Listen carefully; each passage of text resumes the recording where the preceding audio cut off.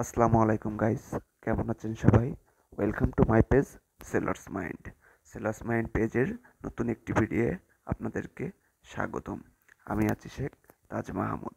আজকে আমি রওনা হয়েছি সাতক্ষীরা জেলার আশাশুনির উদ্দেশ্যে। আশাশুনির মানিকখালী সেতু বা বৃষ্টি দেখার উদ্দেশ্যে। তো যাই হোক, আমার থানা কালীগঞ্জ, এটা সাতক্ষীরা জেলার কালীগঞ্জ একটি থানা এবং তার পার্শ্ববর্তী থানা আশাশুনি থানা। তো আমার পাশের থানাতেই সেই আশাশুনির মানিকখালী সেতু বা ব্রিজটি অবস্থিত, যেটি দেখার উদ্দেশ্যে বের হয়েছি বা যাত্রা শুরু করেছি।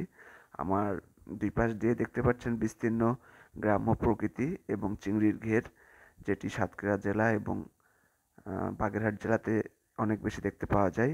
এটি খুলনা বিভাগের দুইটি জেলা যেখানে এই চিংড়ির চাষ হয়, যেটাকে বলা হয় বাগদা চিংড়ি। এটি সাতক্ষীরা জেলার একটি অন্যতম বা বিখ্যাত বলা চলে এই বাগদার চিংড়ি বা বাগদার চাষ।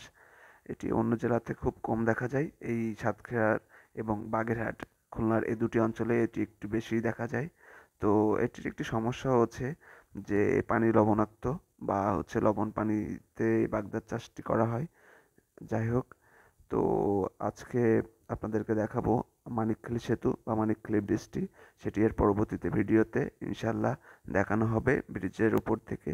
যাই হোক, আজকের মতো এই পর্যন্ত। ভালো থাকবেন সবাই, টাটা।